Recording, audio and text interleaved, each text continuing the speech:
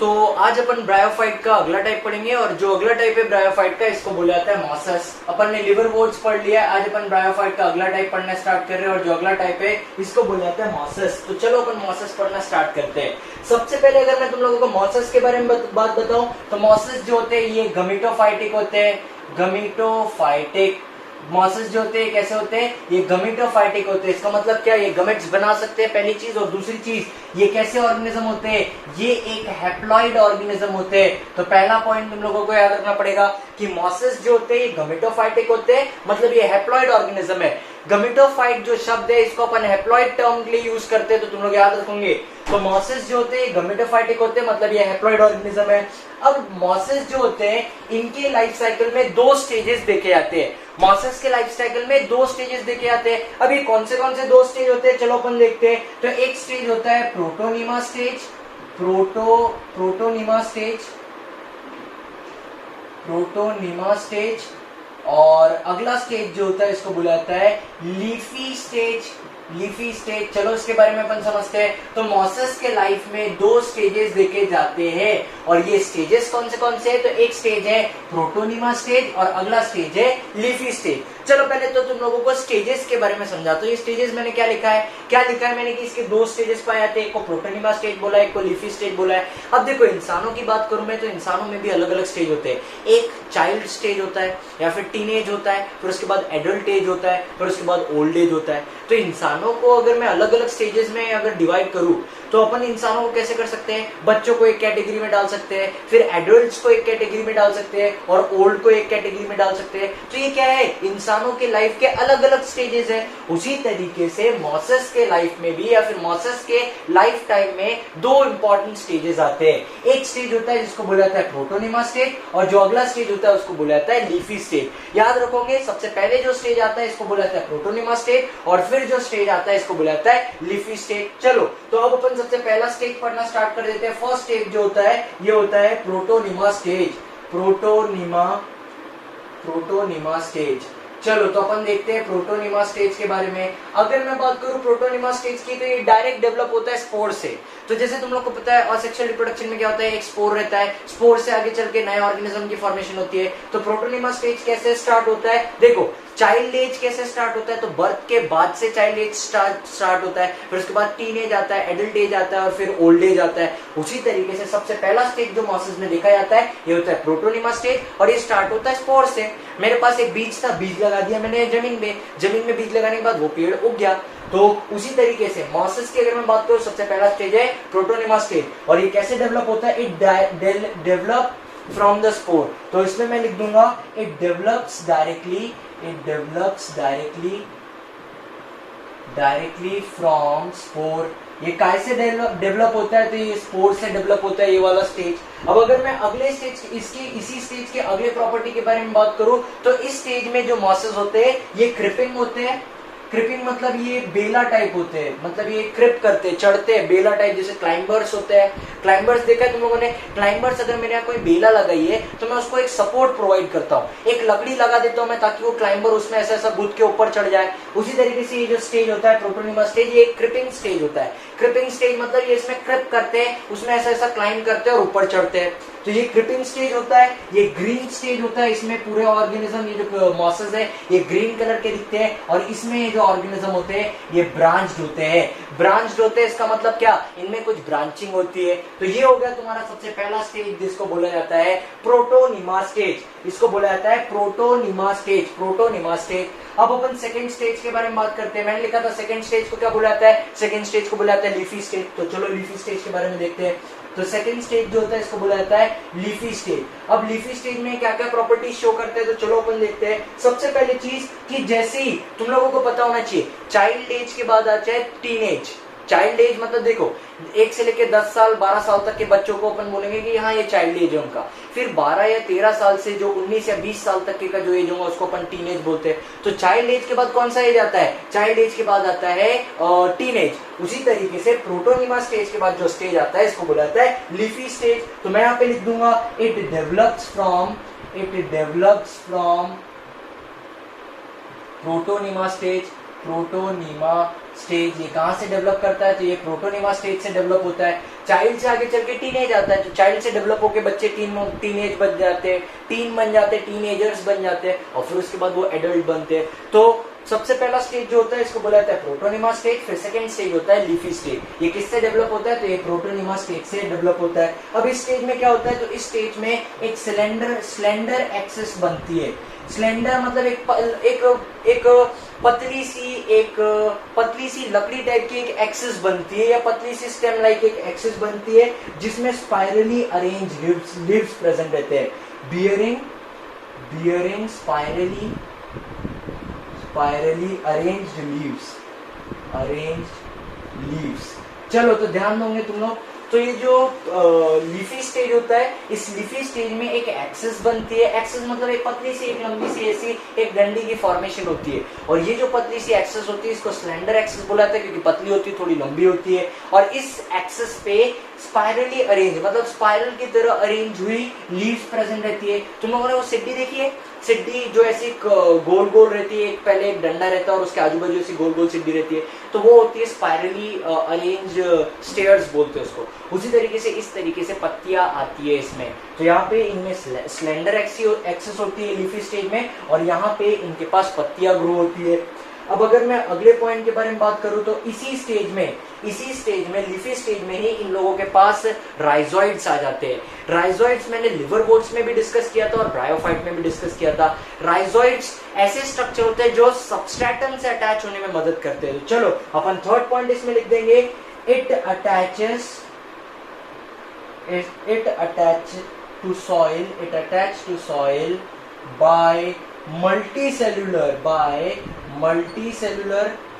by multicellular and branched rhizoids।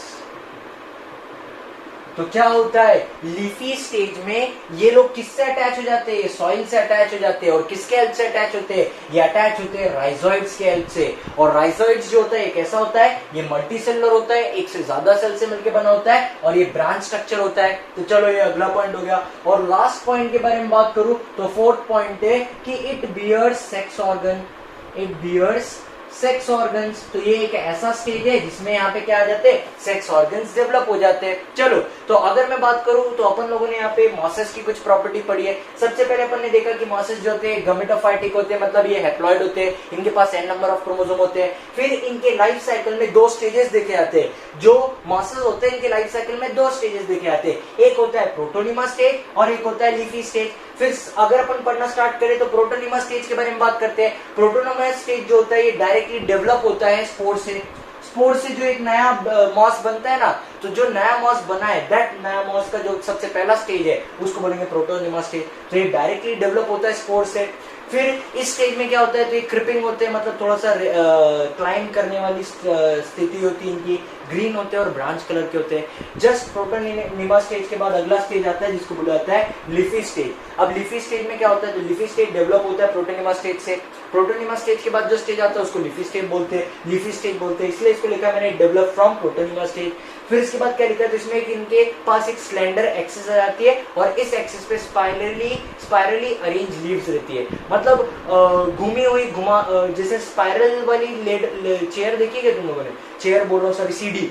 Spiral वाली जो CD रहती है वो ऐसी रहती है, गोल गोल गोल गोल इस तरीके से। तो उस तरीके से पत्तियां आ जाती है इस स्टेज में। फिर क्या होता है, तो इस स्टेज में, लीफी स्टेज में, ये लोग मिट्टी से अटैच हो जाते हैं। अब देखो, क्योंकि ये प्लांट किंगडम में है, क्योंकि ये ट्रू प्लांट नहीं है, मतलब इन लोग के पास प्लांट के जैसे दिखने लायक स्ट्रक्चर है, लीफ लाइक स्ट्रक्चर है, स्टेम लाइक स्ट्रक्चर है, रूट लाइक स्ट्रक्चर है। तो इन लोग के पास क्या प्रेजेंट है? इन लोग के पास रूट लाइक स्ट्रक्चर प्रेजेंट है, जिसको बोला जाता है राइजोइड। और ये राइजोइड क्या करता है? ये राइजोइड सॉइल में उनको अटैचमेंट करने में प्रोवाइड करता है, सॉइल से अटैचमेंट प्रोवाइड करता है ये राइजोइड। और ये राइजोइड कैसा होता है? ये मल्टी सेलुलर होता है और ब्रांच्ड होता है, मतलब इनमें ब्रांचिंग प्रेजेंट होंगी। अगर ये राइजोइड है तो इसमें इस तरीके से ऐसी ब्रांचिंग प्रेजेंट होंगी। और दूसरी चीज, ये मल्टी सेलुलर होगा, बहुत सारे सेल से मिलकर बना होगा। और सबसे इंपॉर्टेंट पॉइंट, ये फोर्थ पॉइंट बहुत इंपॉर्टेंट है, कि इसी स्टेज में, लीफी स्टेज में, मॉसेस के अंदर क्या होते हैं, तो सेक्स ऑर्गन्स डेवलप होते हैं। तो अपन लोगों ने बेसिक प्रॉपर्टीज देख ली है मॉसेस की। देखा अपन ने कि इनमें दो स्टेजेस होते हैं, एक प्रोटोनिमा स्टेज और एक लीफी स्टेज। अब अपन यहाँ पे बात करेंगे कि इनमें रिप्रोडक्शन किस टाइप का होता है। तो चलो अब अपन बात करेंगे रिप्रोडक्शन इन मॉसेस केस में। तो रिप्रोडक्शन के बारे में जब अपन बात करते हैं तो मॉसेस सबसे पहले रिप्रोड्यूस करते हैं वेजिटेटिवली। तो अपन सबसे पहले बात करेंगे वेजिटेटिव रिप्रोडक्शन की। तो अगर मैं बात करूं वेजिटेटिव रिप्रोडक्शन की, तो जब भी मॉसेस वेजिटेटिव रिप्रोडक्शन करते हैं तो ये लोग क्या शो करते हैं, ये लोग शो करते हैं फ्रेगमेंटेशन। ये कौन सी प्रोसेस शो करते हैं, ये फ्रेगमेंटेशन की प्रोसेस शो करते हैं। या फिर अगर फ्रेगमेंटेशन नहीं कर रहे, या फिर अगर ये फ्रेगमेंटेशन शो नहीं कर रहे, तो इनके इसमें बडिंग होती है, budding in secondary protonema, secondary protonema.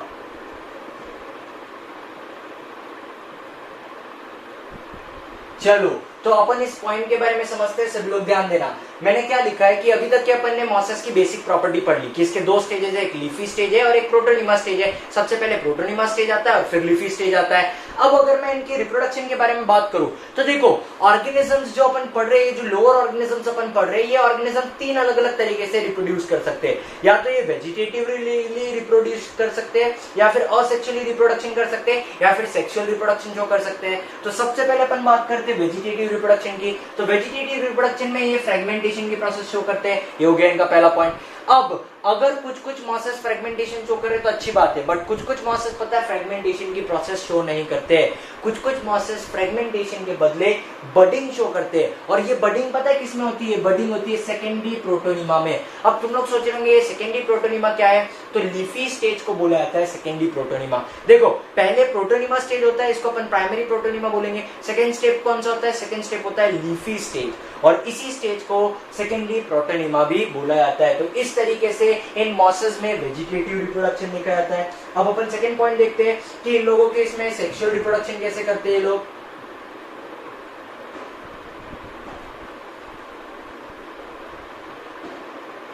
तो अब अगर मैं बात करूं सेक्सुअल रिप्रोडक्शन की, तो सेक्सुअल रिप्रोडक्शन में इनके पास मेल सेक्स ऑर्गन होता है और फीमेल सेक्स ऑर्गन होता है। तो मेल सेक्स ऑर्गन को क्या बोलते हैं, मेल सेक्स ऑर्गन को इनके केस में बोला जाता है, मेल सेक्स ऑर्गन को बोला जाता है एंथ्रीडियम, एंथ्रीडियम।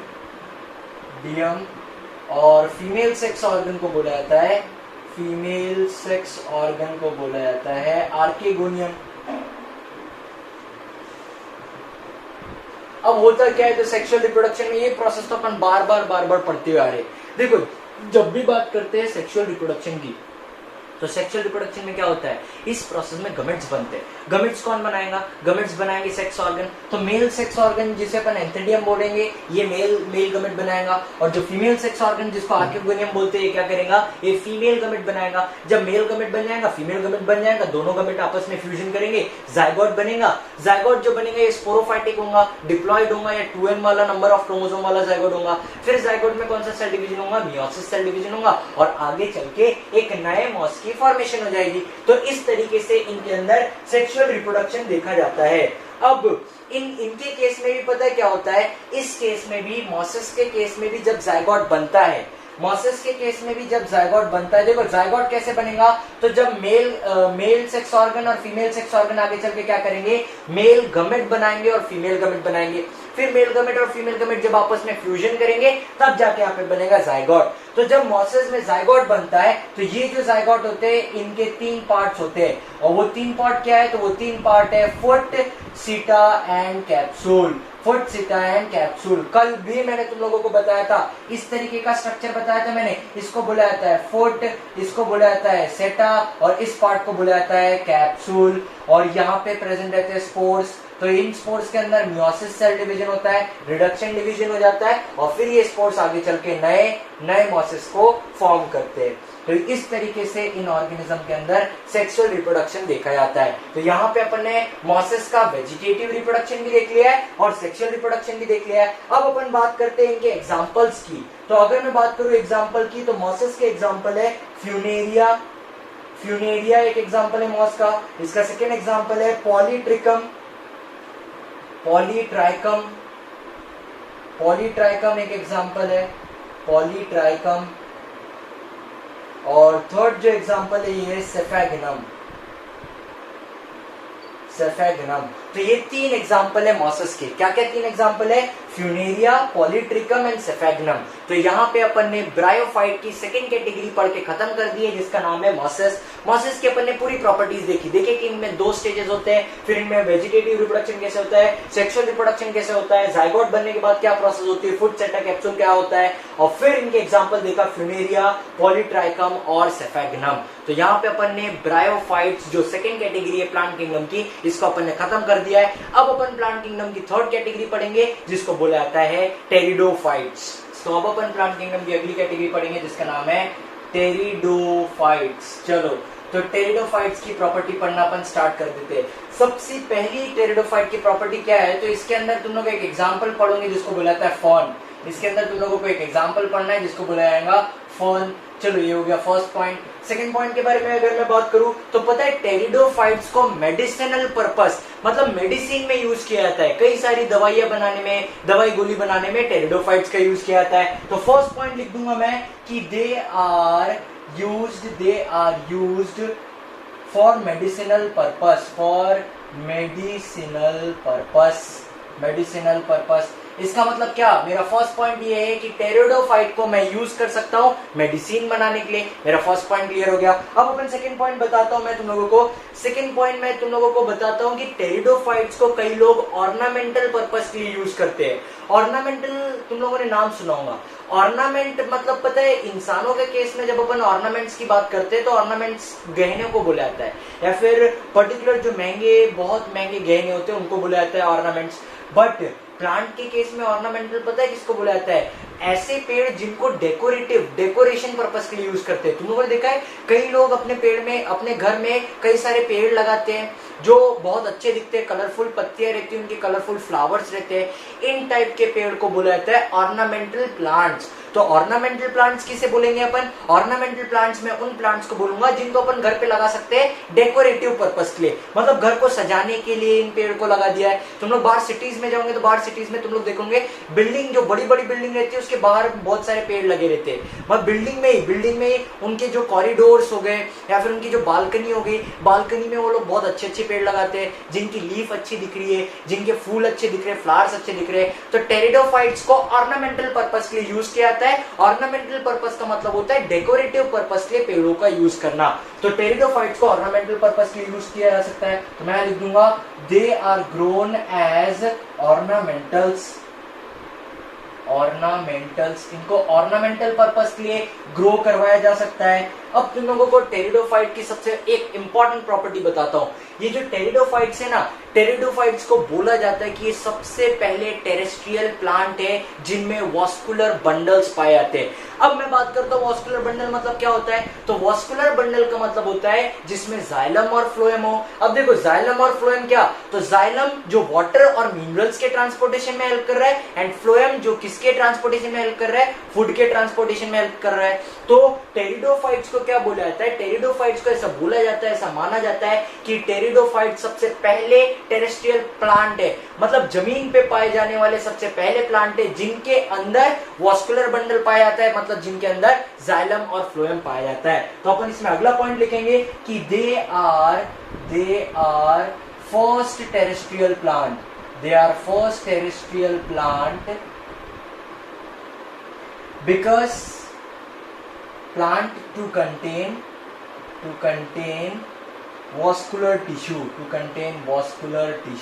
ये वॉस्कुलर टिश्यू बोलो या फिर वॉस्कुलर बंडल बोलो या वॉस्कुलर सिस्टम बोलो, यहाँ पे अपन जाइलम और फ्लोएम के बारे में बात करते हैं। तो जो टेरिडोफाइट होते हैं, ये टेरिडोफाइट जो होते हैं इनको फर्स्ट टेरेस्ट्रियल प्लांट बोला जाता है, मतलब जमीन पे पाए जाने वाले सबसे पहले पेड़ होते हैं जिनमें वॉस्कुलर टिश्यू पाया जाता है, मतलब जिसमें जाइलम एंड फ्लोएम पाया जाता है। तो यहाँ पे अपन ने कुछ इंपॉर्टेंट प्रॉपर्टीज देखी टेरिडोफाइट की, ये 3 इंपॉर्टेंट प्रॉपर्टी है। अब अपन अगली इंपॉर्टेंट प्रॉपर्टी देखते हैं कि कहाँ पे टेरिडोफाइट्स पाए जाते हैं। टेरिडोफाइट्स पाए कहाँ पे जाते हैं, तो टेरिडोफाइट्स जो है ये कूल एरिया में, मतलब ठंडी जगह पे, डैम्प एरिया में और शैडी एरिया में पाए जाते हैं। तो ये जो पेड़ है जिनको अपन टेरिडोफाइट बोल रहे हैं, बहुत ठंडी एरिया में या फिर डैम्प एरिया, मतलब जहाँ पे मॉइस्चर प्रेजेंट हो, जहाँ पे थोड़ा दलदल टाइप का प्रेजेंट हो, उस जगह पे ये पाए जाते हैं। तो ये इनका हैबिटेट हो गया। अब सबसे इंपॉर्टेंट प्रॉपर्टी के बारे में अपन बात करते हैं। टेरिडोफाइट्स जो होते हैं ना, ध्यान से सुनना, टेरिडोफाइट्स जो होते हैं ये डिप्लॉयड ऑर्गेनिज्म होते हैं। ये कैसे ऑर्गेनिज्म होते हैं? डिप्लॉयड ऑर्गेनिज्म, मतलब इनको अपन स्पोरोफाइटिक बोल सकते हैं। तो इसमें मैं लिख दूंगा कि main plant body is sporophytic. Sporophyte मतलब इनकी जो प्लांट बॉडी है वो कैसी है? वो स्पोरोफाइट है। इसका मतलब क्या? इन लोगों के पास 2n नंबर ऑफ क्रोमोसोम है, या फिर इनको मैं क्या बोल सकता हूँ? इन लोगों को मैं डिप्लॉयड बोल सकता हूँ। बट यहाँ पे पता है, एक चीज बताता हूँ तुम लोगों को, स्पोरोफाइट के साथ साथ इन लोगों के पास ट्रू स्टेम, ट्रू रूट और ट्रू लीफ पाई जाती है। देखो अभी तक के अगर मैं बात करूं ब्रायोफाइट की और एल्गे की, तो एल्गे और ब्रायोफाइट दोनों में ट्रू स्टेम, ट्रू रूट और ट्रू लीफ नहीं पाई जाती है। स्टेम जैसे दिखने लायक स्ट्रक्चर होता है, लीफ जैसे दिखने लायक स्ट्रक्चर प्रेजेंट रहता है, या फिर पत्ती जैसे दिखने लायक स्ट्रक्चर प्रेजेंट रहता है। बट टेरिडोफाइट ऐसे प्लांट है जिनमें ट्रू स्टेम, ट्रू रूट और ट्रू लीफ पाए जाते हैं। तो अपन इसमें अगला पॉइंट लिख देंगे कि इट हैज, इसमें अपन 6 पॉइंट लिख देंगे, it has true root, true stem and true leaf. तो ये जो है टेरिडोफाइट, ये ऐसी प्लांट की कैटेगरी है जिनमें सच्ची की रूट होंगी, सच्ची का स्टेम होगा और सच्ची की लीफ होंगी। इससे पहले जो कैटेगरी पड़ी थी ब्रायोफाइट और एल्गे, उनमें ट्रू स्टेम, ट्रू रूट और ट्रू लीव्स नहीं पाए जाते। चलो अब अपन अगले पॉइंट की तरफ बढ़ते हैं। पता है टेरिडोफाइट की पत्तियां जो होती है, टेरिडोफाइट्स, इनमें अलग अलग पत्तियां देखी जा सकती है। तो कुछ टेरिडोफाइट ऐसे होते हैं जिनमें पत्तियां छोटी होती है, और कुछ टेरिडोफाइट ऐसे होते हैं जिनकी पत्तियां बड़ी होती है। तो चलो अब मैं यहाँ पे टेरिडोफाइट को 2 अलग अलग कैटेगरीज में डिवाइड कर रहा हूँ। मतलब मैं यहाँ पे क्या कर रहा हूँ, टेरिडोफाइट को 2 कैटेगरीज में डिवाइड कर रहा हूँ। टेरिडोफाइट्स, और किस बेसिस पे मैं इन लोगों को 2 कैटेगरीज में डिवाइड कर रहा हूँ? इनके पत्ती के बेसिस पे। देखो क्या होता है, तो जैसे मैं प्लांट के बारे में बात करता हूँ, तो कई प्लांट ऐसे होते हैं जिनकी पत्ती बड़ी होती है, जैसे बनाना जो ट्री है या बनाना का जो पेड़ है, उसकी पत्ती देखोगे बड़ी बड़ी लंबी लंबी पत्तियां आती है। और अगर मैं बात करूँ कई प्लांट की जिनकी पत्ती छोटी होती है, तुलसी देख लो, तुलसी की पत्ती छोटी सी रहती है। तो डिफरेंस है प्लांट्स में, एक प्लांट है जिसमें बहुत बड़ी पत्ती है और एक प्लांट है जिसमें बहुत छोटी पत्ती है। इसीलिए अपन यहाँ पे क्या कर रहे हैं, तो टेरिडोफाइट्स को 2 कैटेगरीज में डिवाइड कर रहे हैं। एक कैटेगरी जिसमें बड़ी पत्ती पाई जाती है और एक कैटेगरी जिसमें छोटी पत्ती पाई जाती है। चलो तो यहाँ पे अगर मैं बात करूँ टेरिडोफाइट्स की, तो अपन फर्स्ट कैटेगरी देखेंगे जिसमें लीव्स जो है कैसी होंगी? स्मॉल होंगी। और जब टेरिडोफाइट्स में लीव अगर स्मॉल है, तब इस कंडीशन को बोला जाता है माइक्रोफाइल्स। तब इस कंडीशन को क्या बुलाया जाता है? तब इस कंडीशन को बुलाया जाता है माइक्रोफाइल्स। सभी लोग ध्यान दोगे, मैंने क्या लिखा कि टेरिडोफाइट को अपन 2 कैटेगरी में डिवाइड कर सकते हैं। किस बेसिस पे? उसके पत्ती के बेसिस पे। अगर टेरिडोफाइट की पत्ती छोटी है, अगर स्मॉल पत्ती है उसकी, तो इसको बुलाया जाता है माइक्रोफाइल। और इसका एग्जाम्पल होता है सेलाजिनेला। इसका एक एग्जाम्पल होता है जो बोला जाता है सेलाजिनेला। तो इसका एक एग्जाम्पल है सेलाजिनेला। चलो अब अपन टेरिडोफाइट का अगला टाइप पढ़ते हैं। बट अब जो अपन टाइप पढ़ेंगे इसमें पत्ती कैसी होंगी? बड़ी होंगी। तो अब मैं लिखूंगा कि लीफ जो है ये कैसी है? लार्ज है। लीफ जो है ये क्या है? ये लार्ज है।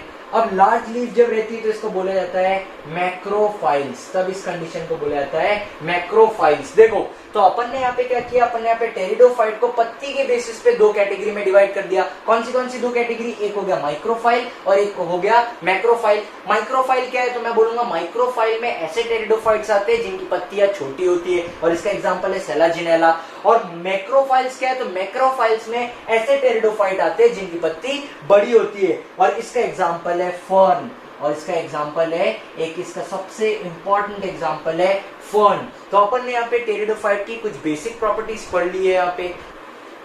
चलो तो अब अपन टेरिडोफाइट की अगली प्रॉपर्टी पढ़ते हैं। तो यहाँ पे अपन ने टेरिडोफाइट्स की कुछ बेसिक प्रॉपर्टीज पढ़ ली थी। अब अपन इनके रिप्रोडक्शन से रिलेटेड प्रॉपर्टी पढ़ते हैं। चलो ध्यान देना। तो क्या होता है, टेरिडोफाइट के पास एक स्ट्रक्चर पाया जाता है जिसको बुलाता है स्ट्रोबिलस या फिर कोन। तो चलो अपन स्ट्रक्चर के बारे में देखते हैं। तो टेरिडोफाइट के पास एक स्ट्रक्चर पाया जाता है जिसको बुलाता है स्ट्रोबिलस या फिर स्ट्रक्चर को बोला जाता है कोन। अब ये स्ट्रोबिलस और कोन क्या है, तो चलो इसके बारे में समझते हैं। तो इस तरीके का इनके पास एक स्ट्रक्चर होता है जिसको बोला जाता है स्ट्रोबिलस या फिर कोन। इस स्ट्रक्चर को बोला जाएगा स्ट्रोबिलस या फिर तुम लोग इसको बोलोगे कोन। तो ये स्ट्रक्चर इनके पास पाया जाता है। अब इस स्ट्रोबिलस के अंदर क्या होता है, तो स्ट्रोबिलस के अंदर कुछ और स्ट्रक्चर्स होते हैं जिनको बोला जाता है स्पोरेंजिया। जिसको क्या बोला जाता है, इस स्ट्रोबिलस के अंदर एक स्ट्रक्चर प्रेजेंट होता है जिसको बोला जाता है स्पोरेंजिया। इसके अंदर क्या प्रेजेंट रहता है, देखो सबसे पहले क्या याद रखना है कि जो टेरिडोफाइट होते हैं, टेरिडोफाइट के पास एक स्ट्रक्चर होता है जिसको बोला जाता है स्ट्रोबिलस या फिर कोन। फिर इस स्ट्रक्चर के अंदर क्या प्रेजेंट रहता है, तो इस स्ट्रक्चर के अंदर एक और स्ट्रक्चर प्रेजेंट रहता है जिसको बोला जाता है स्पोरेंजिया। तो ये देखो, ये जो बड़ा सा तुम लोगों को बल्जी पार्ट दिख रहा है, इस बड़े पार्ट को बोल रहे स्ट्रोबिलस या फिर कोन। बट इसके अंदर ये जो छोटे छोटे सर्कल्स दिख रहे हैं, इन छोटे सर्कल्स को बोला जाता है स्पोरेंजिया। तो इसके अंदर होते हैं स्पोरेंजिया। और फिर इस स्पोरेंजिया के अंदर क्या होता है, तो इस स्पोरेंजिया के अंदर होते हैं मदर सेल्स। इनके अंदर क्या होते हैं, इनके अंदर प्रेजेंट रहते हैं मदर सेल्स। तो ये जो स्पोरेंजिया दिख रहा है, इस स्पोरेंजिया के अंदर इस तरीके से सेल्स प्रेजेंट रहते हैं। और ये जो सेल्स होते हैं, इन सेल्स को बोला जाता है मदर सेल्स। तो ये सेल्स प्रेजेंट है जिनको क्या बोलेंगे अपन, मदर सेल्स। चलो तो अपन समझते हैं ये क्या पढ़ रहे हैं अपन, इनके रिप्रोडक्शन से कैसे रिलेटेड है। चलो तो अपन देखते हैं। तो देखो पहले तो स्ट्रक्चर क्लियर होना चाहिए तुम लोगों को, सभी लोगों को स्ट्रक्चर क्लियर होना चाहिए। मैंने क्या बोला कि देखो टेरिडोफाइट में एक स्ट्रक्चर पाया जाता है जिसको बोला जाता है स्ट्रोबिलस या फिर कोन। तो ये जो तुम लोगों को बड़ा सा एक स्ट्रक्चर दिख रहा है, बल्जी स्ट्रक्चर, इस बल्जी स्ट्रक्चर को बोलेंगे स्ट्रोबिलस या फिर कोन। अब इस स्ट्रक्चर के अंदर भी देखोगे तुम लोग कुछ सर्कल्स दिख रहे हैं। तो ये स्ट्रक्चर के अंदर जो सर्कल दिख रहे हैं उसको बोला जाता है स्पोरेंजिया। और इस स्पोरेंजिया के अंदर कुछ सेल्स होते हैं जिनको बोला जाता है मदर सेल्स।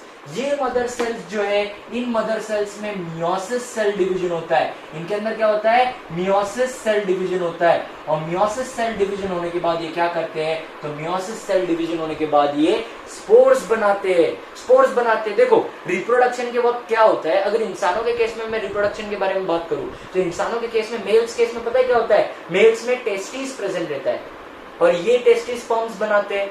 तो क्या हुआ, मेल के पास एक स्ट्रक्चर प्रेजेंट है जिसको अपन बोलेंगे testis, and this testis are responsible for the production of sperm. ये टेस्टिस स्पर्म बनाते हैं। उसी तरीके से टेरिडोफाइट्स में एक स्ट्रक्चर होता है जिसको बोला जाता है स्ट्रोबिलस या फिर कोन। इस स्ट्रक्चर के अंदर भी एक और स्ट्रक्चर होता है जिसको स्पोरेंजिया बोला जाता है। स्पोरेंजिया के अंदर मदर सेल्स होते हैं और मदर सेल्स में कौन सा सेल डिवीजन होता है, मियोसिस सेल डिवीजन। अब पता है यहाँ पे मियोसिस सेल डिवीजन क्यों हुआ, क्योंकि देखो टेरिडोफाइट जो है ये एक डिप्लॉयड ऑर्गेनिज्म है और जो गमेट बनने चाहिए या फिर जो स्पोर बनने चाहिए वो कैसे होने चाहिए, वो हैप्लॉइड स्पोर होने चाहिए। इसीलिए यहाँ पे क्या हुआ, मियोसिस सेल डिवीजन हुआ। अब अगर मैं इस स्पोर के बारे में बात करूं, तो ये जो स्पोर होता है ये बहुत, इसकी कुछ प्रॉपर्टी है, इसको इनकॉन्स्पिशियस बोला जाता है। इनकॉन्स्पिशियस बोला जाता है। इनकॉन्स्पिशियस का मतलब होता है ये बहुत माइन्यूट होता है, बहुत छोटा सा स्पोर होता है।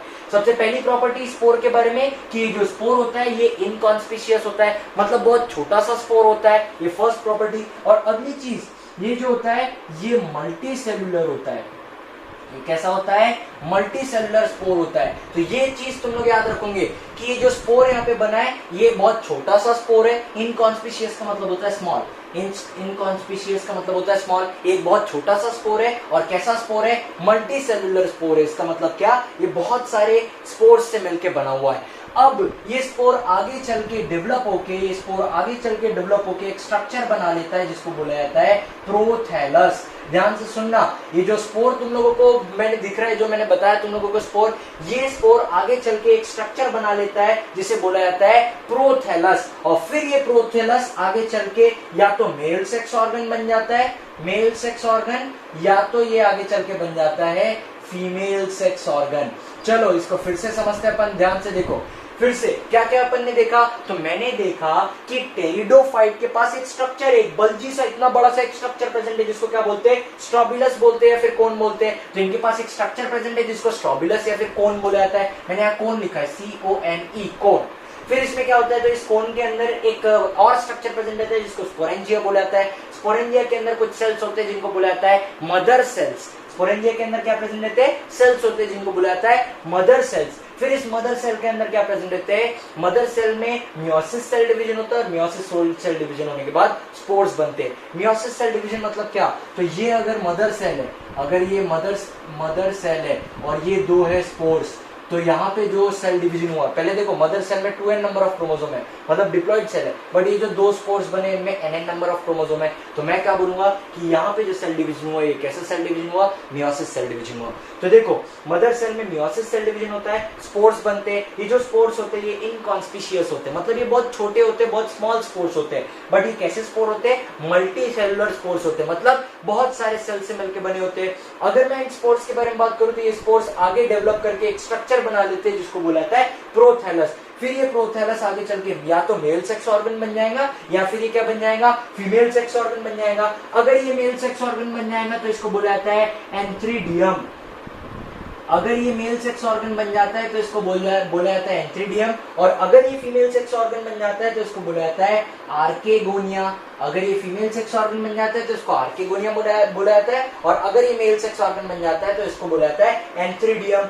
अब ये एंथ्रीडियम आगे चल के जो गमेट बनाता है इसको बोला जाता है एंथ्रियोजॉइड। ये आगे चल के जो गमेट बनाता है इसको क्या बोला जाता है, एंथ्रियोजॉइड बोला जाता है, एंथ्रियोजॉइड।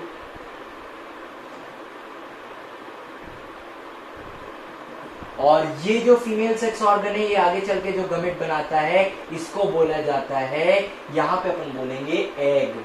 तो यहाँ पे इस प्रोसेस को तुम लोगों को याद रखना है। देखो तो ये क्या प्रोसेस है, ये एक प्रोसेस है जिसमें अपन देख रहे हैं कि टेरिडोफाइट्स में किस तरीके से गमेट्स बन रहा है। तो टेरिडोफाइट में सबसे पहले स्ट्रोबिलस होता है, उसके अंदर स्पोरेंजिया होता है, स्पोरेंजिया के अंदर मदर सेल्स होते हैं, ये मदर सेल्स आगे चल के स्पोर बनाते हैं, मियोसिस सेल डिवीजन करके स्पोर आगे चल के प्रोथैलस बनता है, प्रोथैलस आगे चल के या तो मेल सेक्स ऑर्गन बन जाएगा या फिर ये आगे चल के फीमेल सेक्स ऑर्गन बन जाएगा। अगर ये मेल सेक्स ऑर्गन बन जाएगा तो इसको एंथ्रीडियम बोलेंगे, ये आगे गमेट बनाएंगे जिसको अपन बोलेंगे एंथ्रोजॉइड, और अगर ये फीमेल सेक्स ऑर्गन है तो ये आर्किगोनिया इसको बोलेंगे, और ये आगे चल के जो गमेट बनाएगा उसको एग बोला जाता है।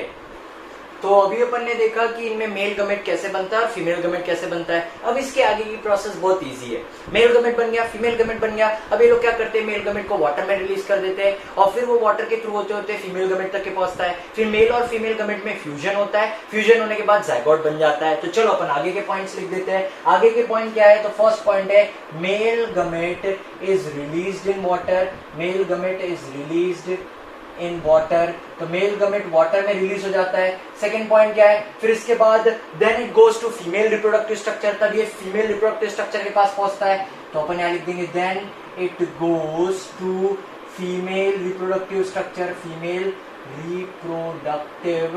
Reproductive structure. फिर ये फीमेल रिप्रोडक्टिव स्ट्रक्चर तक के पहुंचता है और फिर वहां पे क्या होता है, मेल और फीमेल गमेट में फ्यूजन होता है और वहां पे जाइगोट की फॉर्मेशन होती है। Then fusion take place and zygote is form, then fusion take place and zygote is form. तब वहां पे फ्यूजन हो जाता है और जाइगोट बन जाता है। अब मेरा एक बहुत इंपॉर्टेंट सा क्वेश्चन है, यहाँ पे दिमाग में क्वेश्चन आया। देखो तो ये एक मेल गमेट था, ये मैंने लिख दिया, ये मेल गमेट है जिसको अपन एंथ्रोजॉइड बोल सकते हैं, और ये है फीमेल गमेट, ये है फीमेल गमेट। अब मेल गमेट और फीमेल गमेट क्या होंगे, आपस में फ्यूज होंगे और ये क्या बनाएंगे, जाइगोट बनाएंगे। ये यहाँ पे क्या करेंगे, जाइगोट बनाएंगे। मेल गमेट जो होता है ये हैप्लॉइड होता है, इसमें n नंबर ऑफ क्रोमोसोम होते हैं। फीमेल गमेट जो होता है ये भी हैप्लॉइड होता है, इसमें भी n नंबर ऑफ क्रोमोसोम होते हैं। बट जो जाइगोट होता है ये कैसा होता है, ये जाइगोट जो है इसमें 2n नंबर ऑफ क्रोमोसोम होंगे। इसको अपन डिप्लॉइड बोल सकते हैं या फिर इसको अपन स्पोरोफाइट बोल सकते हैं। तो ये चीज तुम लोग याद रखोगे। अब तुम लोगों को एक चीज बताता हूँ, देखो यहाँ पे जाइगोट जो बना है ये एक डिप्लॉइड जाइगोट बना है, या फिर 2n नंबर ऑफ क्रोमोसोम वाला जाइगोट बना है, या फिर स्पोरोफाइट बना है। अब यहाँ पे आगे चल के इसमें कौन सा सेल डिवीजन होगा, तो मेरे को पता है कि टेरिडोफाइट कैसा होता है, टेरिडोफाइट भी एक डिप्लॉइड ऑर्गेनिज्म है। मैंने पहले ही इसको समझा दिया था, इसका पॉइंट बता दिया था कि टेरिडोफाइट कौन सा ऑर्गेनिज्म है, डिप्लॉइड ऑर्गेनिज्म है। अब देखो जाइगोट में 2n नंबर ऑफ क्रोमोसोम है, मैं चाहता हूं कि आगे जो सेल्स बने उन सेल में भी 2n नंबर ऑफ क्रोमोसोम हो। तो यहाँ पे कौन सा सेल डिवीजन होना चाहिए, तो यहाँ पे जो सेल डिवीजन होना चाहिए ये होना चाहिए माइटोसिस सेल डिवीजन। यहाँ पे कौन सा सेल डिवीजन होना चाहिए, माइटोसिस सेल डिवीजन। तो अब इस जाइगोट में माइटोसिस सेल डिवीजन होगा, और माइटोसिस सेल डिवीजन होने के बाद क्या होगा, तो यहाँ पे आगे चल के जाइगोट में जब माइटोसिस सेल डिवीजन होगा, सेल डिवीजन होने के बाद आगे चल के एम्ब्रियो बनेगा, एम्ब्रियो से आगे चल के टेरिडोफाइट्स की फॉर्मेशन हो जाएंगी। तो ये हो गया इन लोगों में रिप्रोडक्शन की, टेरिडोफाइट में रिप्रोडक्शन किस तरीके से होता है।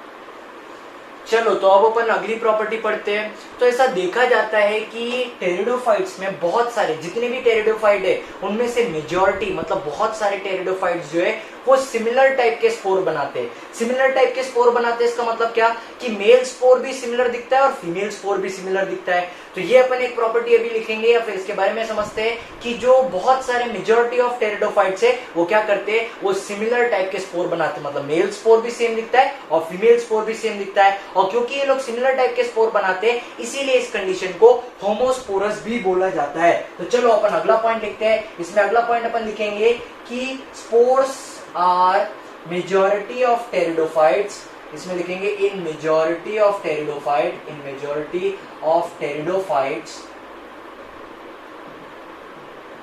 Pteridophytes spores are of similar kind, are of similar kind, similar kind. इसका मतलब क्या, जो स्पोर बनते हैं वो कैसे होते हैं, सिमिलर होते हैं। इसका मतलब मेल स्पोर और फीमेल स्पोर एक जैसे दिखते हैं, इसीलिए इस कंडीशन को बोला जाता है so this condition is known as, so this condition is known as, इस कंडीशन को बोला जाता है होमोस्पोरस, होमोस्पोरस। इस कंडीशन को क्या बोला जाता है, तो इस कंडीशन को बोला जाता है होमोस्पोरस। इसके अलावा ऐसा देखा जाता है कि कुछ कुछ टेरिडोफाइट अलग अलग स्पोर्स भी बनाते हैं, या तो वो छोटा स्पोर बनाएंगे, अगर मेल स्पोर है तो छोटा स्पोर बनाएंगे, या फिर फीमेल स्पोर है तो बड़ा स्पोर बनाएंगे, तब इस कंडीशन को अपन हेट्रोस्पोरस बोल सकते हैं। तो चलो अपन नेक्स्ट कंडीशन देख सकते हैं। तो इनके कुछ एग्जाम्पल है, जैसे एक एग्जाम्पल है सेलाजिनेला, सेलाजिनेला, और एक एग्जाम्पल है सेल्विनिया, एक एग्जाम्पल है सेल्विनिया। अब ये जो मैंने एग्जाम्पल लिखा है सेलाजिनेला और सेल्विनिया, ये दो ऐसे टेरिडोफाइट है जिनमें अलग अलग टाइप के स्पोर बनते हैं। तो यहाँ पे लिख दूंगा, मैं इसमें लिख दूंगा कि produces different types of spore, ये डिफरेंट टाइप के स्पोर बनाते हैं। अब ये स्पोर कैसे हो सकते हैं, तो ये स्पोर या तो लार्ज हो सकते हैं, लार्ज हो सकते हैं तो इसको मैक्रो बोला जाता है, या फिर ये स्पोर कैसे हो सकते हैं, ये स्पोर स्मॉल हो सकते हैं, और स्मॉल होते हैं तो इसको बोला जाता है माइक्रो। तो माइक्रो के लिए स्मॉल यूज किया जाता है और लार्ज के लिए मैक्रो यूज किया जाता है, तब इस कंडीशन को बोला जाता है हेटेरोस्पोरस, हेटेरोस्पोरस। तो चलो अपन ने यहाँ पे दो कंडीशन के बारे में समझा है। कौन सी कंडीशन, एक अपन ने कंडीशन समझा होमोस्पोरस और एक कंडीशन समझा हेटेरोस्पोरस। होमोस्पोरस कैसी कंडीशन है, अगर मेल स्पोर और फीमेल स्पोर दोनों स्पोर सेम जैसे बने, एक जैसे बने, तब इस कंडीशन को बोला जाता है होमोस्पोरस।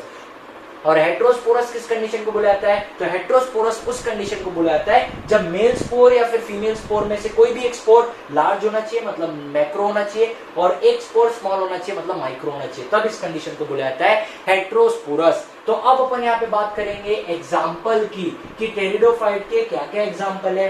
तो इसका एक एग्जाम्पल है सिलोटम, इसका एक एग्जाम्पल है सिलोटम, फिर इसका एक अगला एग्जाम्पल है सेलाजिनेला, सेलाजिनेला, फिर एक एग्जांपल है इक्विसेटम, इक्विसेटम, इसका एक एग्जांपल है इक्विसेटम, EQUIE,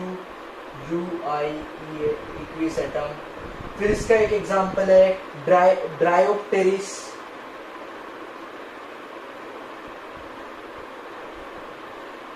फिर एक है टेरिस, और एक एग्जांपल है एडिएंटम, एडिएंटम। चलो तो ये इसके कुछ एग्जांपल्स है टेरिडोफाइट्स के।